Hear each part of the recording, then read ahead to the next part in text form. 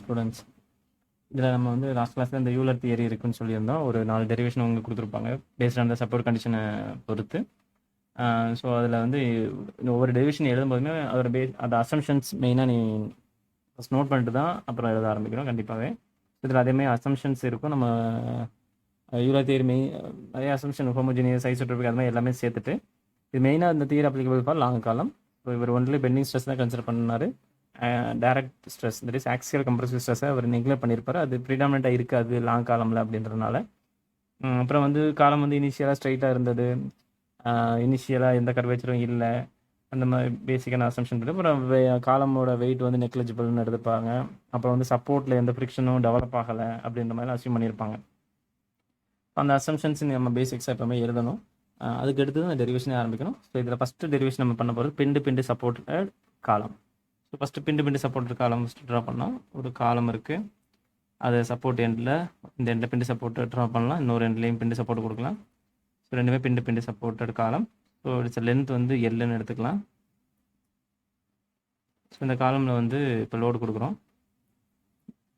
இந்த லோடு வந்து கிரிட்டிக்கல் லோடாக இருக்கணும். நியூட்ரல் கண்டிஷன் அப்போ அந்த டைமில் இருக்கிற லோடு தான் கிரிட்டிக்கல் லோடு, அது பக்லிங் லோட். அந்த லோடை கால்குலேட் பண்ணுறது நம்மளோட எய்மு. இப்படி லோடு கொடுக்கும்போது இது நல்லாவே டிஃப்ளெக்ட் ஆகும். ஸோ இந்த இடத்துல பிண்டு சப்போர்ட்டு டிஃப்ளெக்ட் ஆகும்போது எந்த ரெஸ்ட்ரிக்ஷனும் இருக்காது. ஸோ ஸ்லோப் வந்து டெவலப் ஆகும். ஸோ இது நல்லா அப்படி டிஃப்ளெக்ட் ஆகி இங்கே வந்துருக்கும். ஸோ ஸ்லோப் இருக்குது, ஆனால் டீவியேஷன் மட்டும் 0. ஸோ இந்த டெரிவேஷன் பாயிண்ட் ஆஃப் வியூ நம்ம என்ன பண்ண போகிறோம்னா, சப்போர்ட்டில் இருந்து எக்ஸ்ன்ற டிஸ்டன்ஸை கன்சிடர் பண்ணுறோம். அந்த லொக்கேஷனில் இருக்க செக்ஷன் எக்ஸ்எக்ஸ், அந்த இடத்துல இருக்க டீவியேஷன் வந்து ஒய். இது பெண்டிங் இன் லாங்கிடியூனல் டைரக்ஷன், அவ்வளோதான் அதில் நடக்கிறது. நம்ம பீம் எடுத்தோம்னா லோடு வந்து ட்ரான்ஸ்வர்ஸ் ஆக்சிஸில் அப்ளை ஆகும். இதில் வந்து லாங்கிடியூனல் ஆக்சிஸில் அப்ளை ஆகும்போது ஆனால் பெண்ட் ஆகுது, ரெண்டுமே பெண்ட் ஆகுது. So bending theory, deflection equation of bending theory நம்ம படிச்சிருக்கோம்ல, அந்த இதை நம்ம யூஸ் பண்ணலாம். Differential equation of bending theory, differential equation of bending நம்ம படிச்சிருந்தோம்ல, EI d²y/ dx² -mxன்னு படிச்சிருக்கோம். ஸோ எந்த செக்ஷன் எடுக்கிறோமோ அந்த இடத்துல மொமெண்ட் எடுக்கலாம். ஸோ அதை பேஸ் பண்ணி நம்ம இந்த இடத்துல டிரைவ் பண்ணலாம். MXX அப்படின்றது இந்த இடத்துல எங்கே வருது அப்படின்னா நம்ம செக்ஷனுக்கு இந்த இடத்துல எடுத்திருக்கோம். ஸோ இந்த இடத்துல எவ்வளோ மொமெண்ட்னு பார்க்குறோம். ஸோ லோடு வந்து எங்கே இந்த இடத்துல இது பீன்ற லோடு இந்த இடத்துல அப்ளை ஆகுது. செக்ஷனுக்கு ஏதாவது ஒரு போர்ஷன் நம்ம கன்சிடர் பண்ணணும் பெண்டிங் நடக்கும்போது. ஸோ செக்ஷன் எடுக்கும்போது நமக்கு இது இந்த செக்ஷனுக்கு மேலே, செக்ஷனுக்கு கீழே அப்படி பார்க்கணும். இல்லை நம்ம பி மாதிரி திங்க் பண்ணணும். பாருங்கள் ஒரு நிமிஷம். பி மாதிரி நம்ம திங்க் பண்ணோம் அப்படின்னா இந்த செக்ஷனுக்கு லெஃப்ட் சைடு, செக்ஷனுக்கு ரைட் சைடு. செக்ஷனுக்கு லெஃப்ட் சைடு எப்போவுமே இப்படி சுற்றி வரும்போது பாட்டம் செக்ஷனில் சுற்றி வருது அப்படின்னா நம்ம படிச்சிருக்கோம்னா பெண்டிங்க்கு இது மாதிரி எப்படின்னா செக்ஷனுக்கு லெஃப்ட் சைடில் கிளாக் வைஸ் அதேமாதிரி தான் இந்த பாருங்கள். இங்கே பெண்டிங் மொமெண்ட் எடுக்கிறோம். லோடு வந்து பி, அதோட லைன் ஆஃப் ஆக்ஷன் பி. இந்த லைன் ஆஃப் ஆக்ஷனோட இந்த ஃபோர்ஸ் லைன் ஆஃப் ஆக்ஷன் இந்த இடம், நம்மளோட பாயிண்ட் இங்கே இருக்குது. ஸோ டிஃப்ளெக்ஷன் பெர்பெண்டிகுலர் டிஸ்டன்ஸ் வந்து Y. So P into Y தான் மொமெண்ட்டு. அந்த பாயிண்ட் அப்படியே நம்ம சொல்லலாம் ஒரு பாயிண்ட் ஆஃப் வியூ. இன்னொரு விதத்தில் இந்த லோடுனால இந்த லொக்கேஷனில் எங்கே டென்ஷன் வருது, பாட்டம் தட் இஸ் இந்த இடத்துல அவுட் சைடுன்னு சொல்ல முடியும்.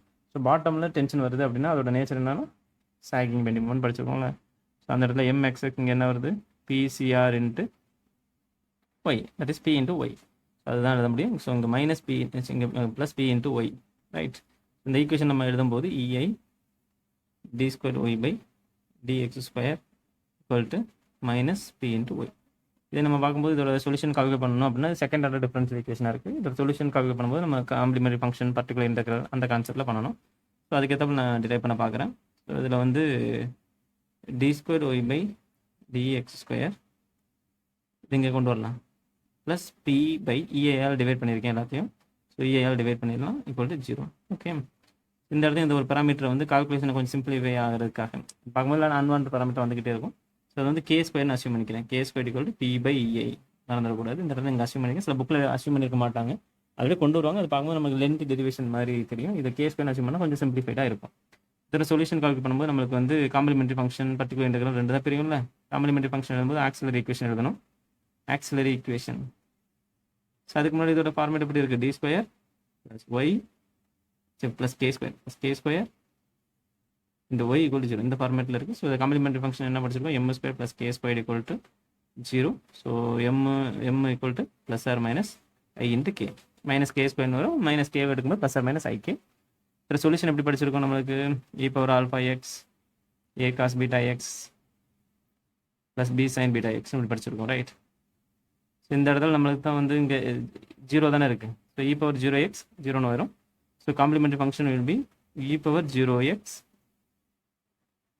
ஏ காஸ் பீட்டா போல் இங்கே என்ன இருக்குது, கே இருக்குது, k cos a cos k x b sine k x, right. கரெக்டாக தான் இருக்கேன். இப்போ இந்த இடத்துல என்ன பண்ணுறோம், இப்போ சிம்பிளிஃபை பண்ணும்போது இது ஓகே.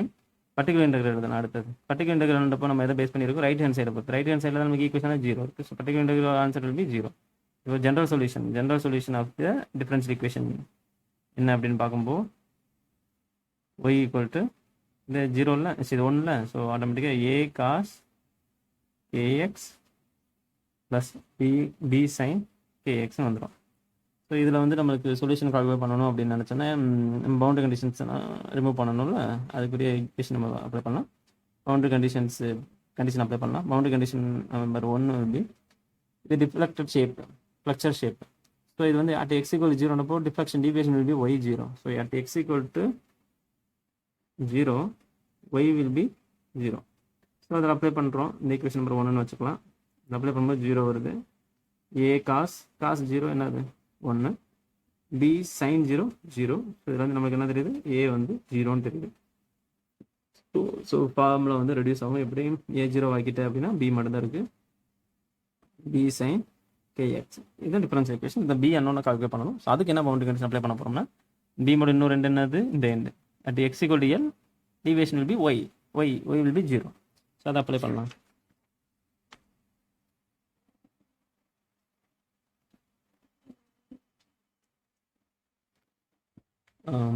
தெரியணுமே. ரெண்டாவது பவுண்டரி கண்டிஷன் அப்ளை பண்ணுறேன் பாருங்கள்.